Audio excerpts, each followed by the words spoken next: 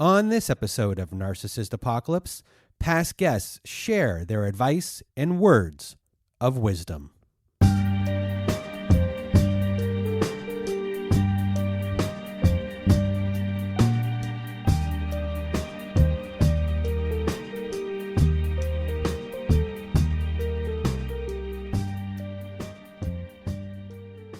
Welcome to Narcissist Apocalypse, everyone. I am Brandon Chadwick, and today we are beginning a new type of episode as we will be creating volumes from our past recordings to hammer home tactics, feelings, thought processes, etc. And today we'll be doing words of wisdom, but in the future you will hear compilations with examples of gaslighting only or examples of triangulation. It's going to take some time to go through every episode and clip everything into a database, but we'll be getting to it as fast as we can to do these episodes. And before we get started today, if you want to be a guest on our Survivor Story podcast, please go to our website and click on the guest form button. And we will also soon be starting a newsletter. So if you want to sign up to the newsletter, go to our website at narcissistapocalypse.com. And it's on the front page where you can join the newsletter. And now I'm going to get out of my way and your way. Here is Words of Wisdom, Volume 1. I would say to anyone who has a friend or a family member going through a similar situation where you know that there's abuse or they're being controlled or isolated, please don't think that they're crazy. Don't dismiss them. Don't ghost them and drop out of their lives, because that's when they need you more than ever. Like, even for you to just listen to what they're going through. Because right now, no one that was in my life is speaking to me anymore, except for my children. No one, not my family, not any old friend that I had since we were teenagers. No one speaks to me after all these years. Even after everything was over and I healed, they all dropped out of my life permanently just because of that.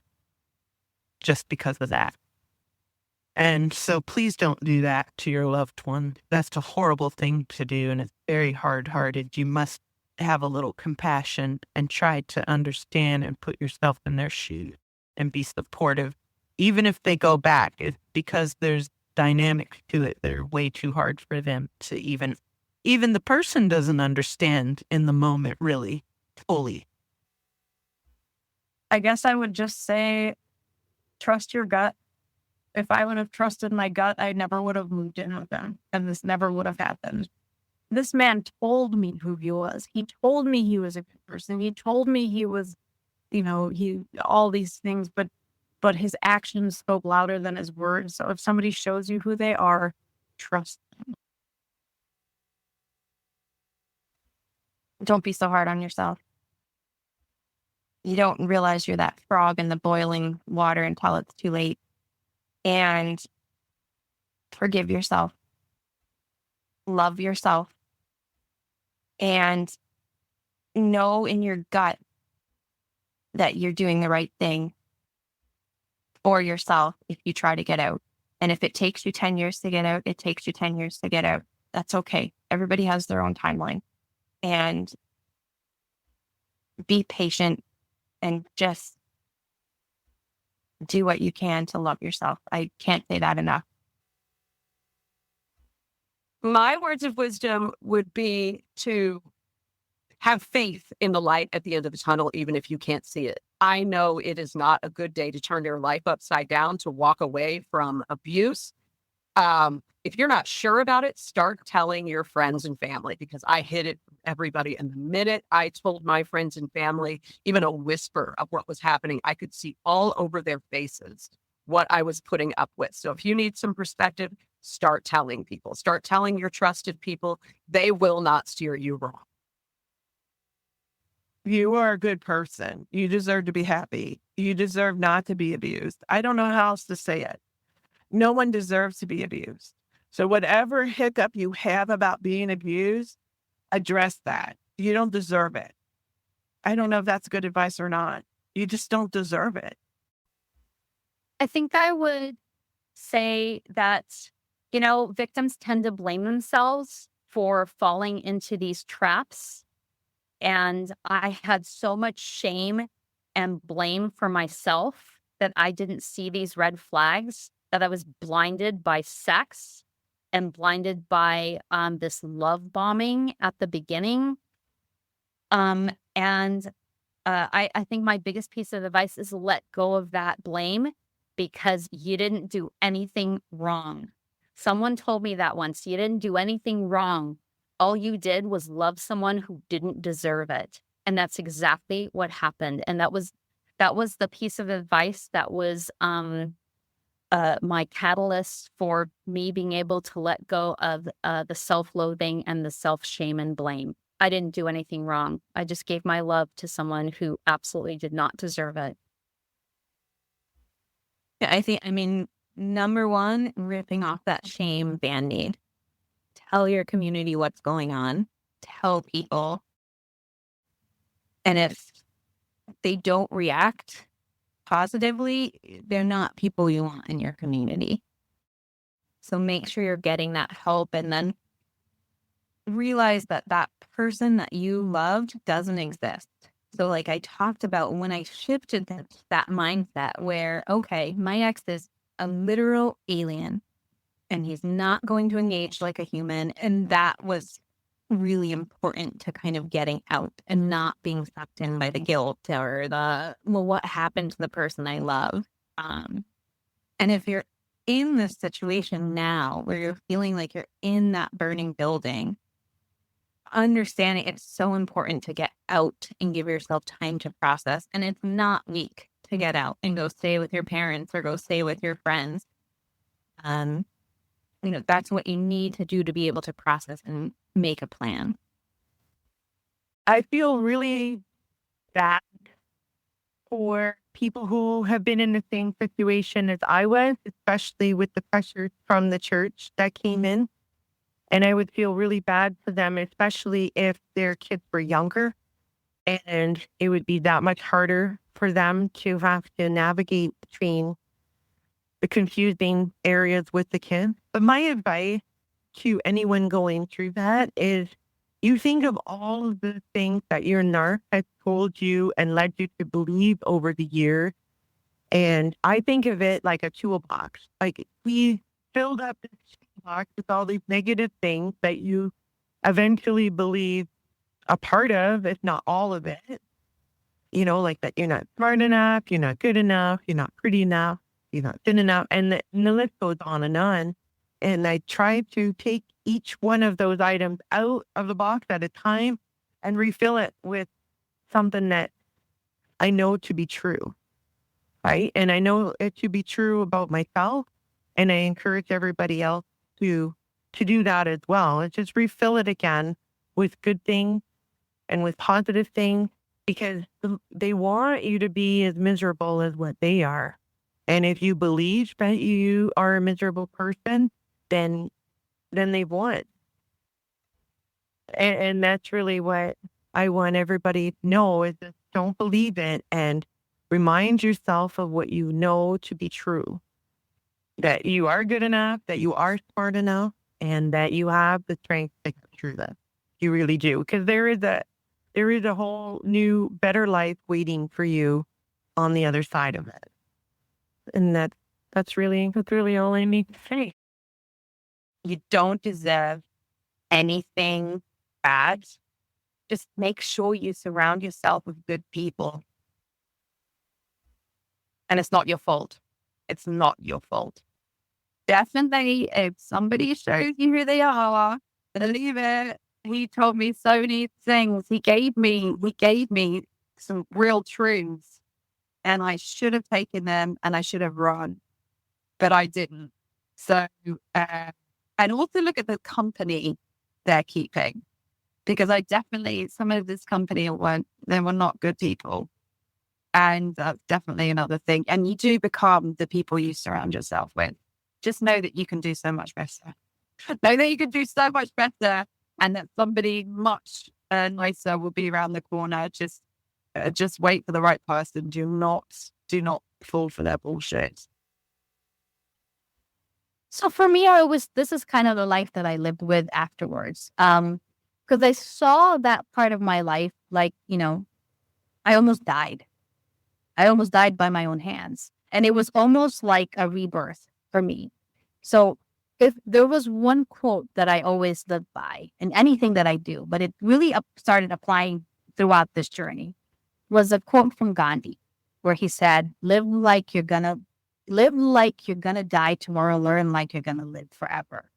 So basically, don't waste a minute of your life.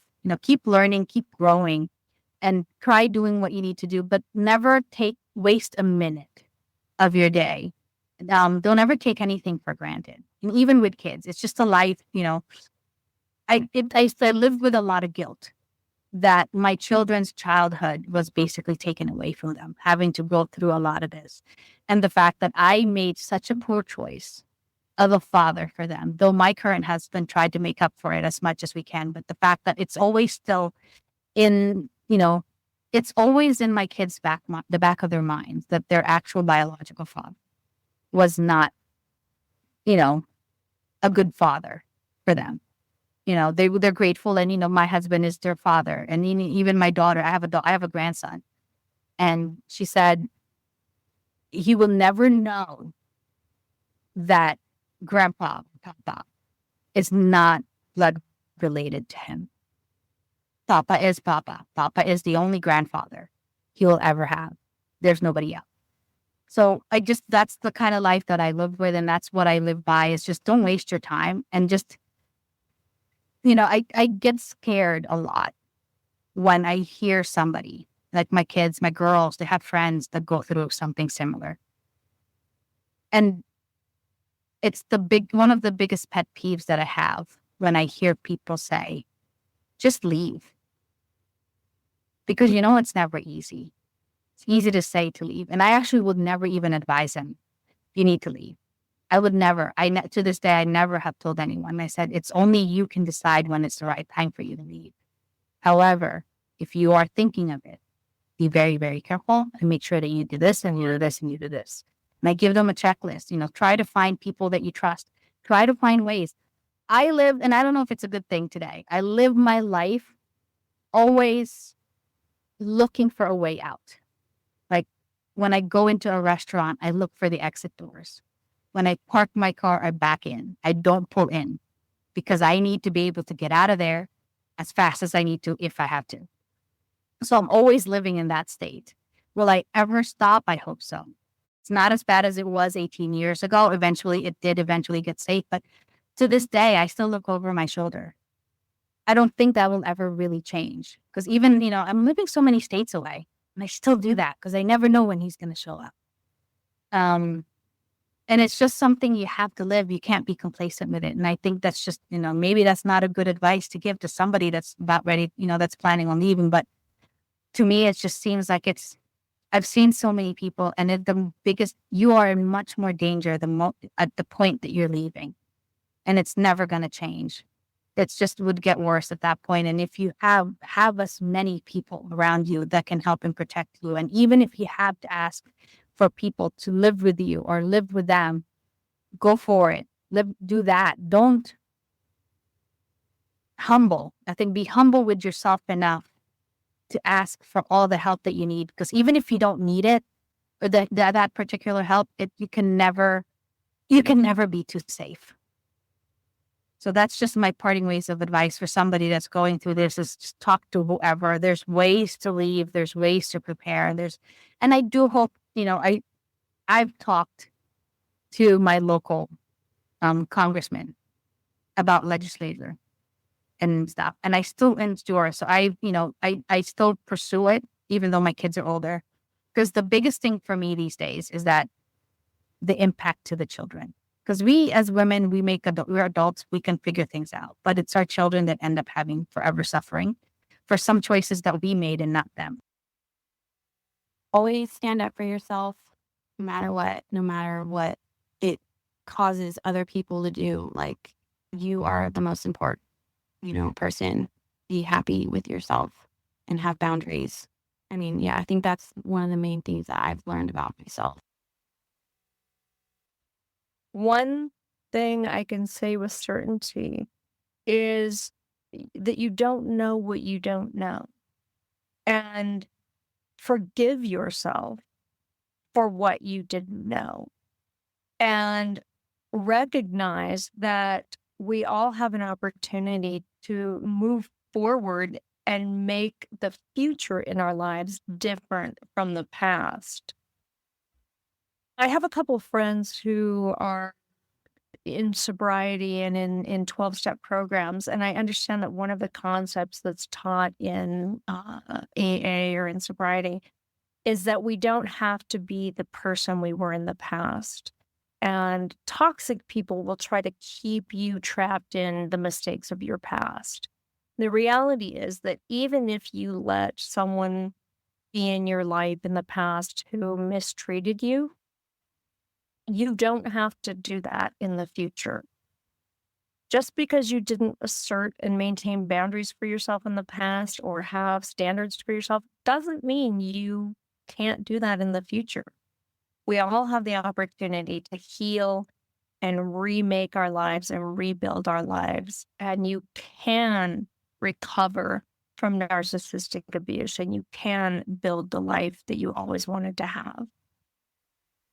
And that is it for the Words of Wisdom Volume 1. Thank you to all our guests from this compilation, and that is Alana, Hazel, Dakota, Agatha, Emma Jean, Lady C, Tara, which is Terra, Saturday, Paris, Cami, Merle, Pam, Valentine, and Vida.